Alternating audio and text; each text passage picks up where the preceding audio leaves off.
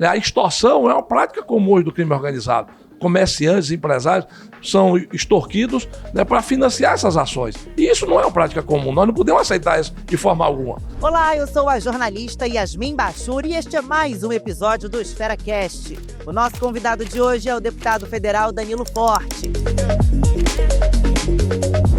Deputado, o senhor propôs um projeto que amplia o conceito, né, de terrorismo para incluir facções e milícias. Qual o impacto prático, né, essa mudança pode ter aí no enfrentamento ao crime organizado no Brasil? Sem sombra de dúvida, hoje a maior chaga que o Brasil tem é a convivência com o crime organizado. A violência, a exposição com que as pessoas, inclusive visto, torido o seu direito de vir, a sua liberdade, o sitiamento de áreas, regiões, comunidades, a expulsão de moradores de suas casas para entrega daquele patrimônio ao crime organizado, né, a concorrência pública em setores de compras governamentais, municipais e estaduais, que impedem a livre participação, né, inclusive com assassinato de empresários, como aconteceu pelo Brasil todo, o tribunal paralelo do júri, que é o tribunal do crime, né, que decide pena de mortes, né, de forma violenta, a fabricação de armamentos, tudo isso são condutas que tipificam as ações dessas organizações como ações de terrorismo.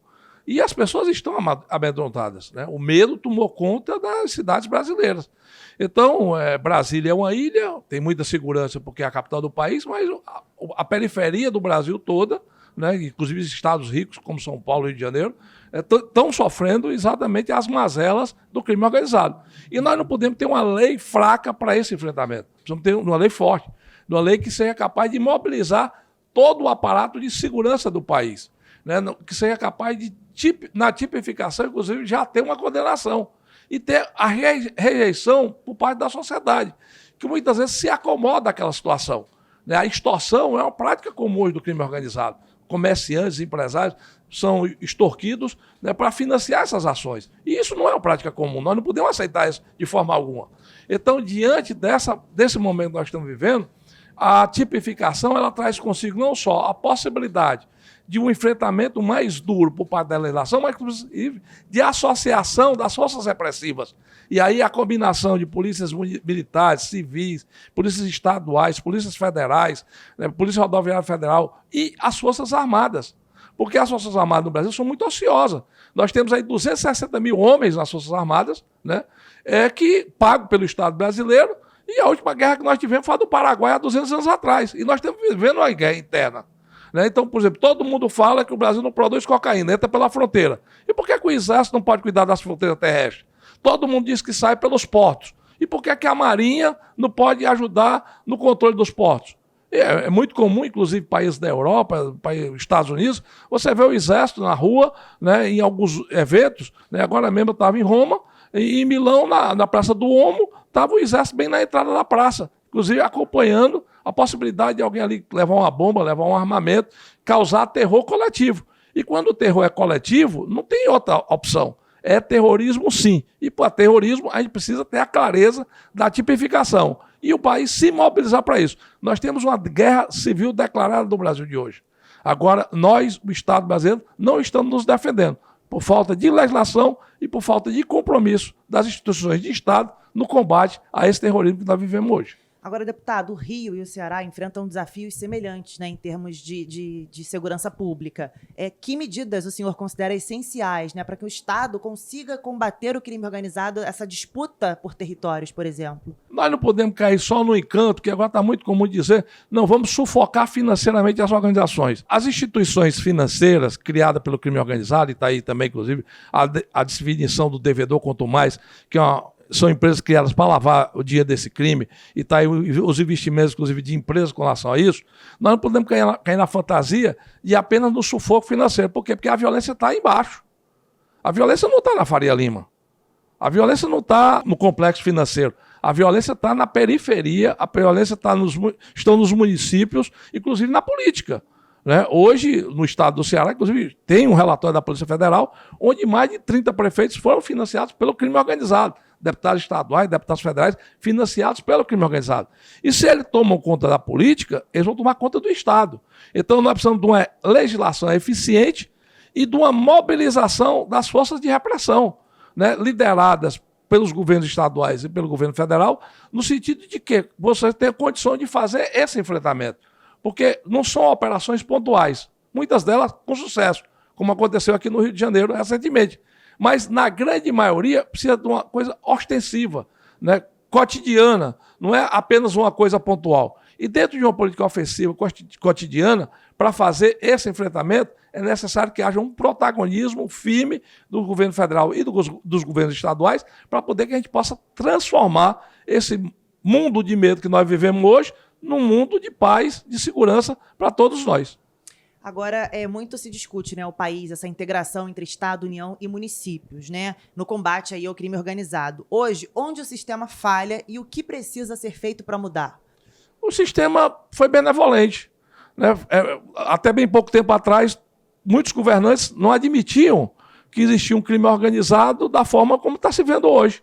Até bem pouco tempo atrás, esse debate era proibido, né? Eu apresentei o projeto em março, né? Em maio, a gente tinha conseguido, inclusive, o regime de urgência para que esse projeto fosse votado direto do plenário. E o governo teve que vir correndo atrás, né? Foi agora, recentemente, que o governo, inclusive, no mês passado, apresentou a lei antifacção, né, correndo atrás da pauta que já estava construída e do debate que já estava sendo feito. Em função muito do que aconteceu aqui no Rio de Janeiro e em função muito também do que está se vendo no resto do país. Então, eu acho que os governos precisam de celeridade, né, precisam entender que essa não é uma questão de esconder o problema, nem fazer que nem o sujo que bota para debaixo do tapete. É momento de enfrentamento. E para ter enfrentamento, ele precisa de lei e precisa de organização. A lei nós estamos construindo, se Deus quiser, eu acho que termina o ano votando essas matérias, e também a mobilização, que aí é papel e responsabilidade dos governos. Já mudando agora um pouquinho aí o foco da entrevista, na agenda energética agora, né? O senhor apresentou um projeto que dá mais autonomia ao consumidor rural, na escolha de horários com tarifa reduzida. Qual é o objetivo principal? Hoje nós temos excedente de energia durante o dia, né? Hoje o país, com a energia do sol e do vento, produz mais energia de 8 da manhã a 16 horas. Quando a lei do estímulo à irrigação rural foi feita, em 2006, a gente tinha mais excedente de energia à noite. Quando se desligava o ar-condicionado, se desligava as luzes. E a produção industrial caía. Então, o que é que está acontecendo hoje? Hoje nós temos excedente de energia, a gente precisa aproveitar. E a energia mais barata qual é? A do sol e a do vento. Então, em vez de ter aquela obrigação de fazer o horário da irrigação de 9 da noite até 5 da manhã, nós vamos ter agora a flexibilização para que o produtor rural possa ver no seu custo-benefício qual é o melhor horário de aproveitar essa energia para irrigar, para acumular água, para aguar suas plantas. E até a natureza nos ajuda, porque é no período da fotossíntese que precisa de mais água. E a fotossíntese precisa de luz, e a luz é de dia. Estamos chegando já para o final, vamos agora aquelas 4 perguntinhas. Vou só apertar o cronômetro aqui para a gente já começar a contar, tá bom? Podemos? Vamos lá? Um projeto que você quer ver sair do papel? A lei do terrorismo. A lei de combate ao terrorismo é urgente e necessária para trazer paz para o Brasil. O Brasil precisa de paz. Nós não podemos viver num país riquíssimo como nós vivemos, que o mundo todo olha para o Brasil hoje na transição energética, na produção de minerais críticos, na questão da defesa do sistema das florestas, né, da diminuição da emissão de carbono. O mundo precisa do Brasil. E o Brasil fragilizado com uma chaga, né, com uma ferida no meio do coração do Brasil, que são as ações das organizações criminosas. O que você gostaria que todos soubessem sobre sua profissão? É difícil falar, porque eu sou muito dedicado, né, eu sou focado naquilo que eu faço, e eu acho que o papel nosso na política é gerar oportunidade para gerações futuras. Uma das coisas que mais me orgulha é poder dizer que todo mundo condena, muito se condena as emendas parlamentares, mas eu construí um campus da Universidade Federal do Ceará na minha cidade, na cidade de Itapajé, no interior do nosso estado. Muito obrigada por acompanhar mais um episódio do EsferaCast. Não se esqueça de nos seguir neste e em outros canais. Os links estão aqui na descrição. Até a próxima!